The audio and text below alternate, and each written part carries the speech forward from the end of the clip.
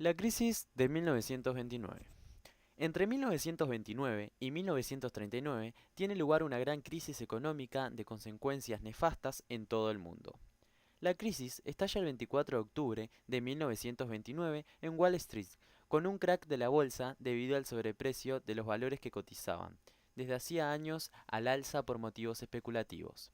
El crack de la bolsa supuso la descapitalización repentina de la industria y de las empresas norteamericanas y, por exportación, las de todo el mundo.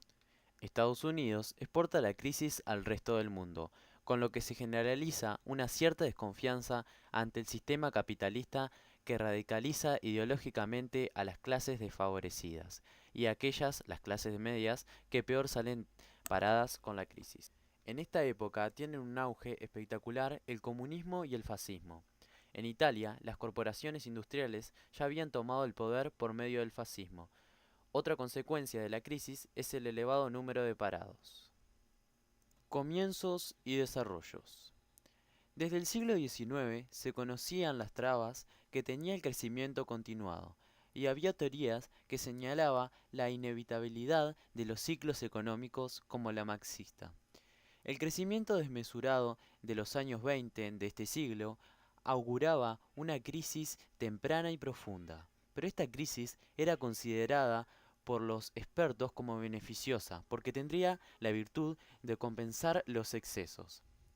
En 1929, los signos de deflación en la economía eran evidentes, sobre todo en la economía mundial, y principalmente en los productos agrícolas que eran la base del comercio internacional. El detonante principal fue, en realidad, la caída de los precios agrícolas del comercio internacional y de las restricciones del crédito. El patrón oro para el valor de las monedas dejó de tener sentido y dejó de ser un sistema capaz de solucionar los problemas. Las economías no dependían ya del oro, sino de la capacidad industrial y de la posibilidad de hacer negocios y ganar dinero. La crisis estalla en Estados Unidos, pero rápidamente se exportará mediante el abaratamiento de los costes de transporte y de los productos en el mercado internacional, con lo que a cualquier país extranjero le resulta más barato comprar productos estadounidenses a bajo precio que fabricarlo. Pero esta exportación de la baja crisis tiene un efecto rebote de retroalimentación, puesto que los países que entran en crisis también bajan sus precios y ponen en el mercado internacional productos más baratos que los estadounidenses, con lo que la crisis vuelve a Estados Unidos y multiplicada.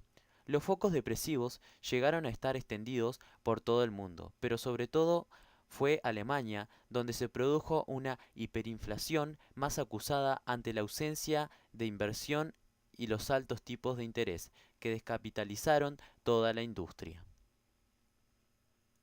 La inversión en los países devastados por la guerra mundial procedía de Estados Unidos, pero esta disminuyó con la crisis. Los Estados Unidos intentaron hacer frente a la crisis cobrando los beneficios. Este fue otro mecanismo de exportación de la crisis y afectó más violentamente a Alemania, ya en crisis, que a los otros países.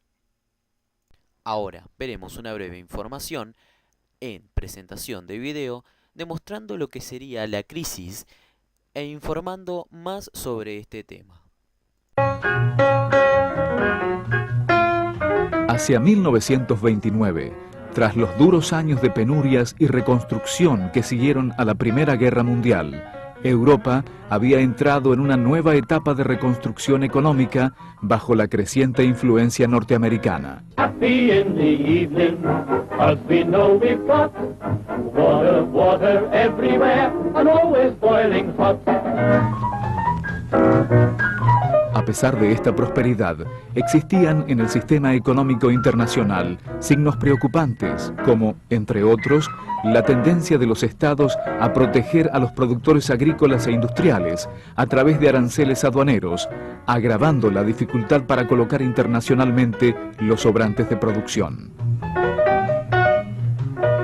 Por otra parte, el proteccionismo de los Estados Unidos, exportador a su vez de mercancías y capitales, dificultaba la entrada de productos de otros países en su mercado.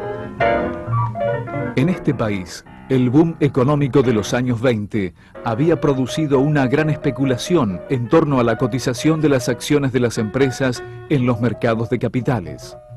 Esta situación llega bruscamente a su fin en octubre de 1929, cuando el mercado de valores de Wall Street tuvo una súbita caída, originada en la circunstancia de que el valor de las acciones había dejado de reflejar la marcha de la economía real.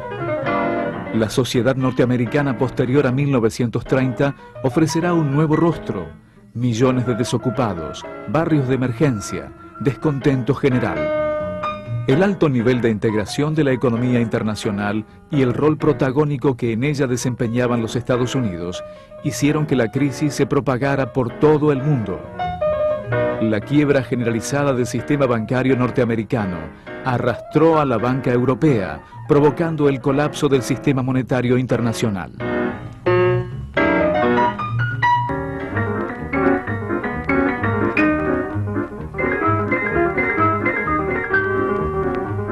La situación económica se proyectó rápidamente a la esfera social y político-ideológica, cuestionando las concepciones políticas del liberalismo y dando por tierra con el optimismo y la fe en el progreso indefinido iniciado unos años antes. La gravedad de la situación condujo a pensar en el Estado como principal protagonista para la resolución de la misma. Así, se inauguró en todos los países, ya fuera su gobierno autoritario o liberal, una política de dirigismo estatal que adoptó diferentes modalidades según la situación política y social de cada país.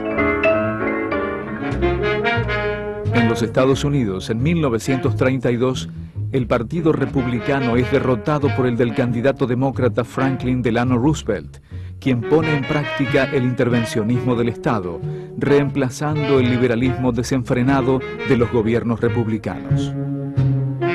La propuesta de Roosevelt, conocida como New Deal o Nuevo Trato, consistió en una serie de medidas legales con las que intentaba restablecer la prosperidad, fomentar el mercado interno y encarrilar la creciente agitación social.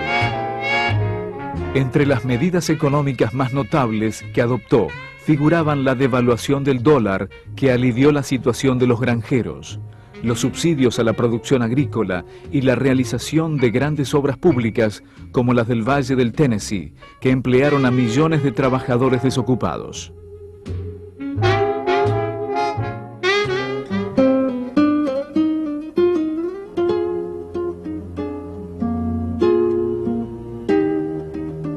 La crisis mundial de 1929 golpeó duramente a las economías latinoamericanas. Gran Bretaña y los Estados Unidos transfirieron los efectos de la crisis a los países que se encontraban bajo su influencia, bajando los precios de las materias primas, repatriando inversiones y colocando trabas a las exportaciones latinoamericanas. Las consecuencias de estas políticas fueron el desempleo y la miseria. Ante la falta de divisas, comienza a desarrollarse la industria liviana para reemplazar las importaciones que ya no pueden adquirirse. El Estado, controlado por las élites conservadoras, interviene en la economía y subvenciona las actividades de los sectores dominantes. Esta intervención no se da en el terreno social, donde las mayorías populares quedarán libradas a su suerte. La excepción a estas políticas conservadoras fue el México de Lázaro Cárdenas, profundizando las conquistas en la legislación laboral, en la división de los latifundios y la expropiación de las compañías petroleras en 1936.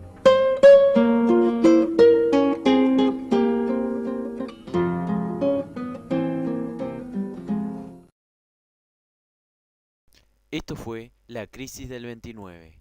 Integrantes del equipo: Néstor Dos Santos, Miguel Saavedra y Facundo Rodríguez. Agradecemos su aplauso.